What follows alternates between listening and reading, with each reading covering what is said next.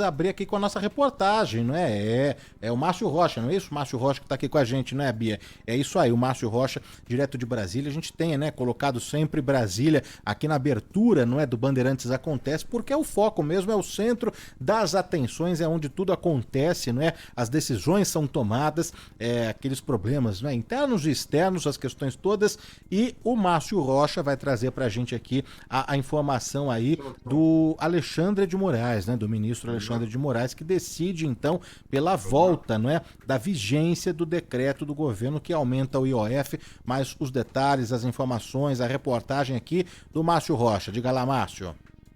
Oi, pessoal, boa tarde para vocês, boa tarde a todo mundo que nos acompanha. Márcio. Ontem a gente teve uma decisão do ministro Alexandre de Moraes na questão do imposto sobre operações financeiras, o IOF. Lembrando que tudo isso começou depois que o Poder Executivo, né, no caso o Palácio do Planalto, e também o Poder Legislativo, o Congresso Nacional, não chegaram a um acordo e, por isso, Alexandre de Moraes decidiu pela volta da vigência daquele decreto do governo que aumentou a alíquota do IOF. Moraes chegou a coordenar uma reunião de conciliação entre as partes, o Palácio do Planalto, Congresso Nacional e dois partidos, o PSOL e o PL, né, que estavam discutindo esse assunto na esfera jurídica, mas por falta de consenso acabou ficando com a palavra final, né? E na decisão que foi publicada nessa quarta-feira, ele atendeu parcialmente o Congresso Nacional, que tinha derrubado medidas do governo através de um projeto de decreto legislativo. Então, o que aconteceu? Ficou mantido a retirada da tributação sobre o chamado risco sacado, que consiste na antecipação de valores recebíveis pelas empresas junto às instituições financeiras. A decisão atende mais às intenções do governo do que as do Congresso. Isso porque, como as alíquotas foram mantidas, o governo se declarou, né, achou que saiu vitorioso dessa disputa, apesar dessa decisão do risco sacado que foi mantida de acordo com a posição do Congresso Nacional. Depois que essa decisão foi publicada, muitas críticas foram feitas, principalmente de parlamentares, e a insatisfação é no sentido de que, segundo os parlamentares, né, o Supremo acabou invadindo prerrogativas do Congresso Nacional. Quem falou sobre isso foi o ministro da Fazenda, Fernando Haddad, que disse que a decisão do Supremo cumpriu a Constituição, mas também ressaltou que o governo recebe com tranquilidade essa questão do risco sacado. Em nota, né, que foi divulgada ontem, a Advocacia Geral da União, ela afirmou o seguinte, que a decisão judicial não desconsiderou o diálogo promovido na audiência de conciliação e que a harmonia entre os poderes da República deve prevalecer. Por enquanto, ainda não há expectativas de respostas mais firmes do Congresso Nacional. Ontem, depois que essa decisão foi anunciada, tanto o presidente da Câmara, Hugo Mota, quanto do Senado, Davi Alcolumbre, se reuniram rapidamente, mas não deram declarações sobre esse assunto. Mas a expectativa nos bastidores do Congresso é que o governo comece a ter uma vida mais difícil dentro do parlamento, mas isso a gente vai ver nos próximos meses. Um abraço a todos. Tchau, tchau. Opa, valeu, obrigado. Esse é o Márcio Rocha. E aí, Zaidan, vida difícil mesmo do governo? Imagino que sim, né? Danilo, o fato de que houve um impasse já era esperado, né? Porque não havia muitos pontos de convergência. Dificilmente seria possível encontrar uma solução que fosse satisfatória para o Legislativo e para o Executivo. Você se lembra, Danilo, como é que foi a reunião?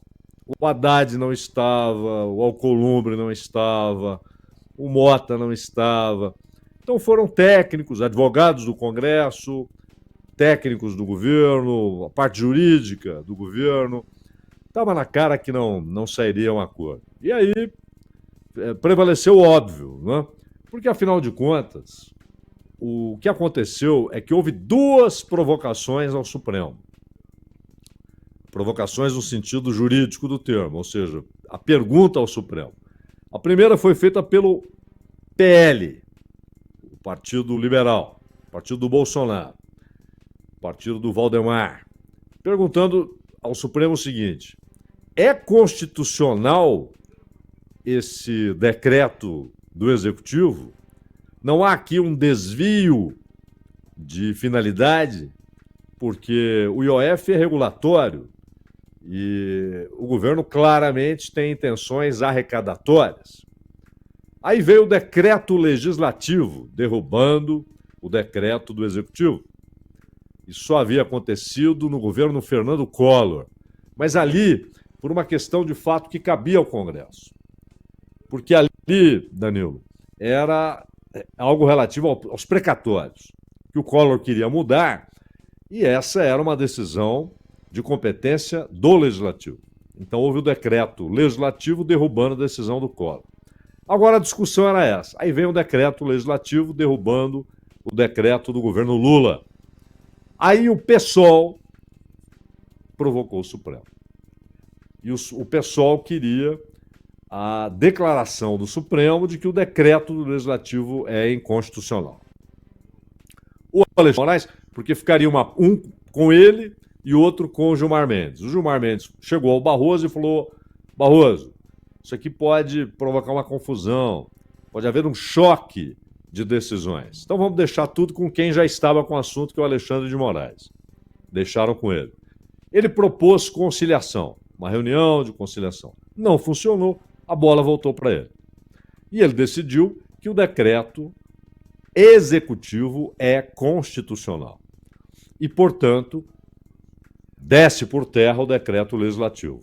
Mas, corretamente, ele decidiu que no decreto executivo havia uma inconstitucionalidade, porque de fato havia.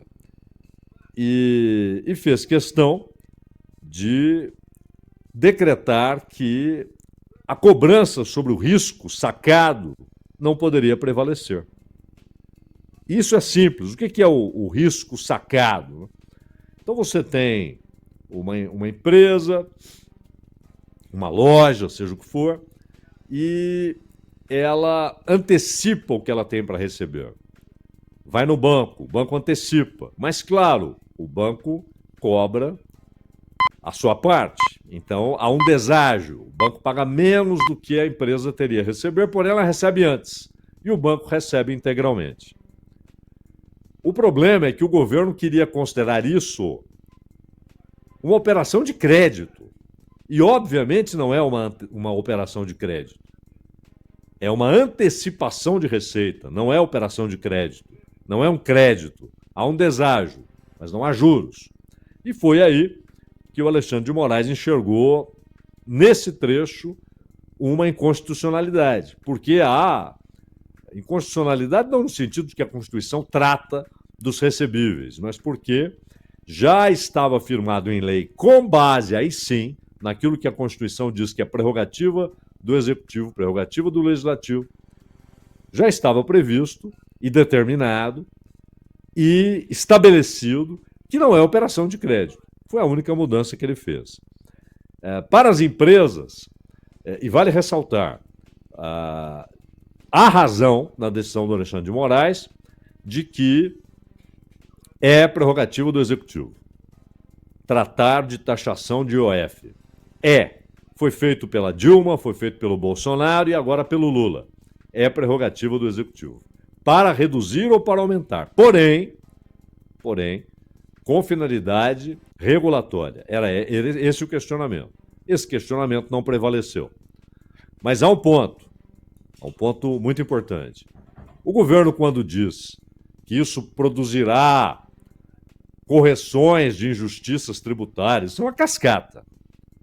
A injustiça tributária prevalecerá, permanecerá, continuará sendo cerne do sistema tributário brasileiro, agora e depois da reforma.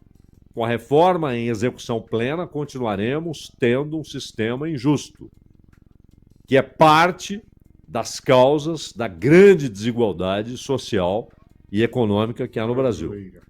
E mais, o IOF também atingirá pequenos comerciantes, microempresários, serão atingidos nas operações de crédito. Dizer que isso é um imposto sobre os ricos, tal, é cascata, é demagogia. Agora, que é, de fato, prerrogativa do Executivo tratar de taxação de IOF, não há dúvida. E foi exatamente isso que decidiu o Supremo por intermédio do Alexandre de Moraes, Danilo.